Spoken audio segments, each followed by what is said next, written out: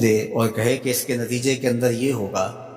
اور مریض 1 مہینے کے بعد وہ دوائی استعمال کرنے کے بعد آ کے کہے مجھے تو کوئی فرق نہیں پڑا، تو طبیب نبض دے کے کہتا ہے کہ تم نے پرہیز جو بتایا تھا وہ نہیں کیا، تب اس کا فائدہ تمہیں نہیں پہنچا۔ وہ کہتا ہے میں پرہیز تو نہیں کروں گا، مجھے شوگر کا مرض لاحق ہے، میں تو دبا کے میٹھا کھاؤں گا، لیکن میں تمہاری دوائی بھی لوں گا، لہٰذا مجھے شفا ہونی چاہیے، لیکن جو آپ پرہیز بتا رہے ہیں وہ میں نہیں کروں گا۔ ڈاکٹر کہے گا پھر کرتے رہو، دوائی بھی کھاتے رہو، لیکن فائدہ نہیں ہوگا۔ لیکن اگر مریض مکمل پرہیز بھی کرتا ہے اور پھر دوائی بھی لیتا ہے تو اللہ شفا عطا کرتا ہے۔ اللہ نے روزے کا نتیجہ تقوی رکھا ہے، لیکن ساتھ یہ شرط رکھی ہے کہ تم ان امور سے رک جاؤ جن سے تمہارے رب نے منع کیا ہے، پھر لازمی نتیجہ یہ ہے کہ تمہارا دل تقوی کے نور سے جگمگا اٹھے گا۔ اور اگر پورا مہینہ روزہ رکھنے کے باوجود بھی اتقاء کا نور نصیب نہیں ہوتا اور دل کو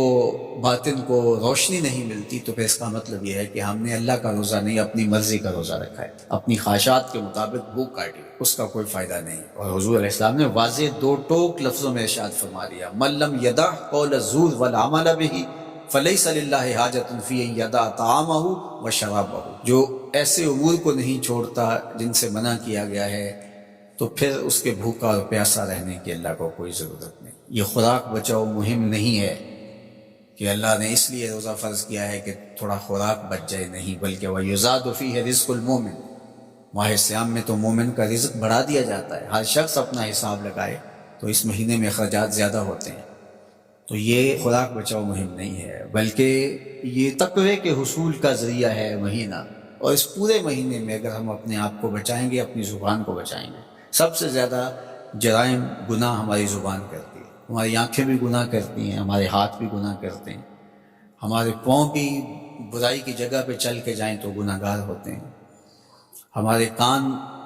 بری چیزیں سنیں تو یہ بھی گناہ گار ہوتے ہیں، لیکن سب سے زیادہ گناہ ہماری زبان کرتی ہے۔ تو اس لیے ماہ سیام میں زبان کو کنٹرول کرنے کا کہا گیا۔ آقا کریم نے فرمایا جب تم سے کوئی الجھنا چاہے اور تم روزے سے ہو تو اسے کہو میں روزہ رکھا ہوا ہے، یعنی تم سے کوئی زیادتی بھی کرنا چاہے تم اس سے الجھو نہ اور کہو انی امرؤ صائم، میں روزہ رکھا ہوا۔ تو روزے کے اندر تو آپ اپنی زبان کو بچاتے ہیں اس احساس کے ساتھ کہ میں روزے سے ہوں۔ یہ احساس جب جڑا ہوتا ہے کہ میں روزے سے ہوں تو کلی بھی احتیاط سے کی جاتی ہے نا، کوئی قطع حلق سے نیچے نہ ٹپک جائے۔ جب آپ روزے سے ہوں اور یہ احساس آپ کے ساتھ جڑا ہوا ہوتا ہے تو آپ امور میں احتیاط کرتے ہیں کہ میرے روزے کو نقصان نہ پہنچ جائے۔ تو کیا صرف کھانے اور پینے سے ہی روزے کو نقصان پہنچتا ہے یا روزے کو نقصان پہنچانے والی اور چیزیں بھی؟ تو اگر غیبت ہے، جھوٹ ہے، بہتان تراشی ہے، سب و شتم ہے، حتیٰ کہ فضول گوئی ہے، تو یہ چیزیں روزے کے نور کو ختم کر دیتی ہیں اور پھر وہ بندہ بھوک اور پیاس کاٹ رہا ہوتا ہے۔ تو بھوک اور پیاس سے مقصد جو حاصل ہونا ہے، دیکھو میں نے ابن عاشور کے حوالے سے کہا کہ کچھ چیزیں ہیں کہ ہمارا ذہن طے کر لیتا ہے اور ان سے دور رہنا ہمارے لیے مشکل نہیں ہوتا، جس طرح مردار ہے، خنزیر کا گوشت ہے، اور اس طرح کی بہت ساری چیزیں، ہزاروں ایسی چیزیں ہیں جس سے ہم بچتے ہیں اور ان سے بچنے کے لیے ہمیں کوئی محنت نہیں کرنا پڑتی۔ وہ کہتے ہیں ہمارا مائنڈ کلیئر ہو گیا کہ یہ حرام ہے، یہ گناہ ہے، ہمارے رب نے منع کیا ہے، تو بس ان سے ہم بچ جاتے ہیں۔ اگر ہم اس کی فہرست بنائیں تو وہ سینکڑوں میں، ہزاروں میں چلی جائے، جو اللہ کی توفیق سے ایک مسلمان نہیں کرتا،